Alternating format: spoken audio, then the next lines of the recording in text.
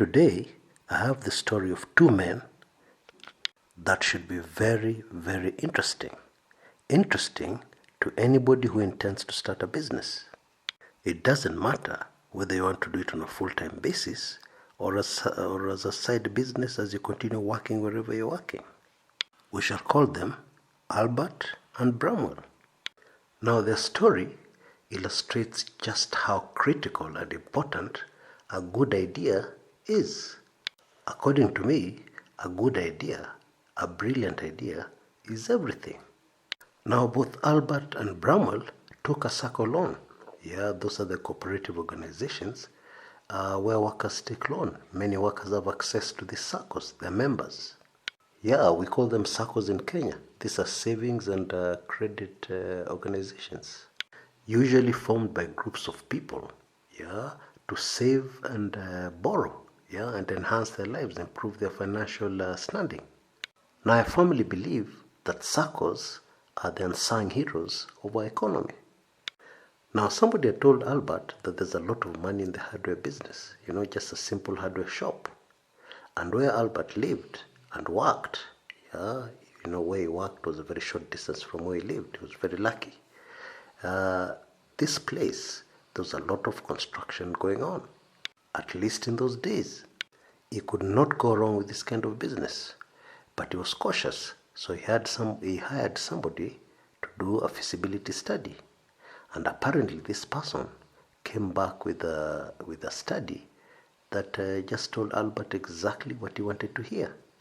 There were buildings coming up all over the place. The whole area had a massive growth over a very short period of time, and it was expected this growth would continue into the future. It had just started. So Albert took out his SACCO loan and dived right in and set up his hardware shop. Now Bramwell's approach in starting a business was very different from that of Albert. People say that Kenyans don't read, but Bramwell used to read a lot. And he never read widely. He read just about one particular topic. He loved to read about success stories, business success stories. On weekends, he'd spend hours on the internet, researching stories from all over the world. Yeah. Sometimes he also read about businesses that had failed. Yeah. And that is how he came across the book titled 101 Brilliant Business Ideas That Will Thrive in Kenya. But even before he came across this book, he knew that whatever business he'd start one day would be based on a good idea, an excellent idea, a brilliant idea. Now when he read the book, one particular idea intrigued him. It intrigued him because every morning as he took the matatu to work, he used to notice signs put up all over the place, not very far from where he lived, which said property not for sale. And he knew that those signs were put up there by the owners of those plots and pieces of land, because there had been cases where conmen had moved in and sold land that did not belong to them to other people. The problem had even gotten so serious that some of these owners of pieces of land had employed lookouts to look out for anybody coming to show potential buyers pieces of land that did not belong to them. But the main reason why this particular idea had blown his mind away was because he had always dreamt of building rental houses. But he knew very well, based on his very small salary, there was no way he was going to do that in a hurry. He knew, or he thought, it would take him very many years. And so, before even he took out the SACCO loan, he started trying to get in touch with the owners of these pieces of land where these signs were. It was not easy to get in touch with these people, but finally he got in touch with one person who was very interested in the proposal he had, because what Bramwell told him made a lot of sense, and he had gotten the whole idea from the book.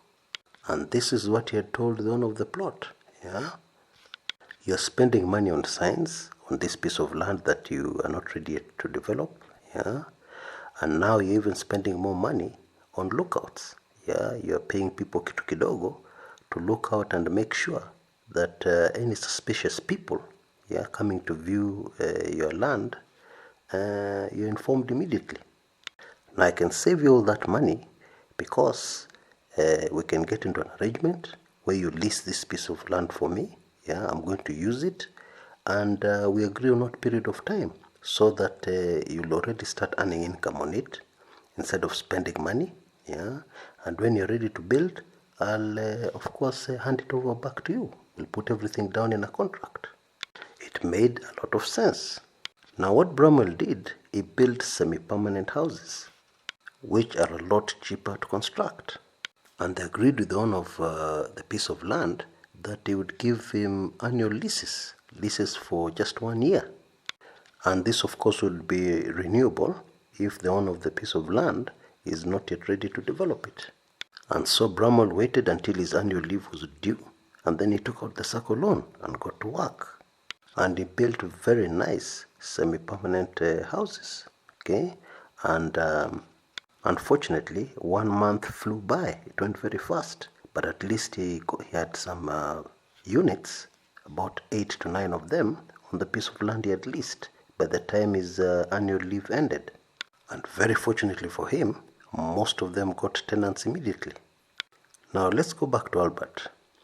When Albert launched his hardware business, he was very unlucky because the building in that particular area we used to live and work, the building slowed down considerably. Some people said it was the economy, some people said that the place was getting too crowded, and therefore people were getting more and more reluctant to put up new buildings. To cut a long story short, Albert's hardware shop failed miserably, and he was stuck with a very big SACCO loan that he had to repay. Now with Bramwell, although things did not go according to his plan, because he had projected to finish all the 20 units he had in mind by the time his leave ended, and he only ended up finishing 8 to 9, but at least there was some income already coming in. Enough income to cover his monthly SACCO repayment of the loan, and also to leave him with something small. And he still had the lump sum he had taken on the SACCO loan. The money was still there in his bank.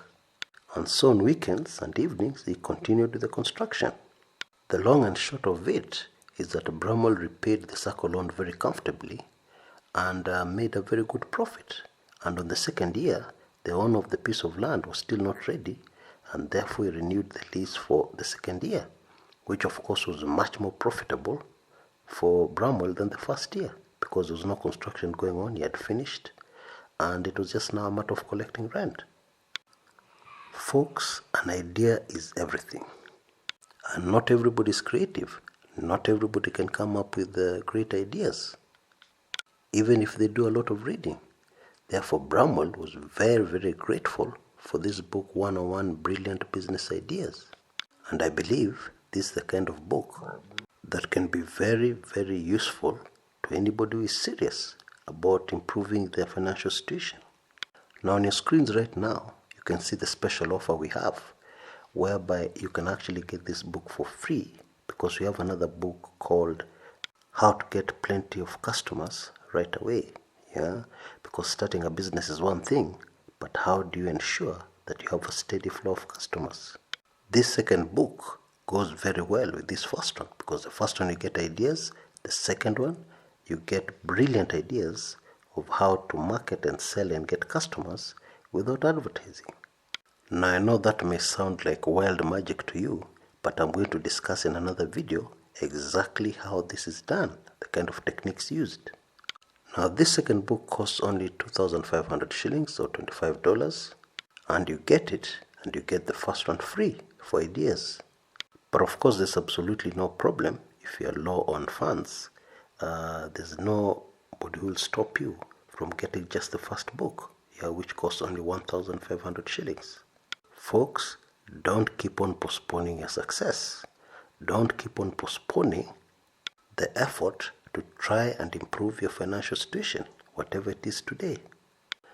Now I hope that this video has also been valuable, even if you don't purchase the book, that you've learned one or two things that will help you on your road to success. And always remember, an idea is everything.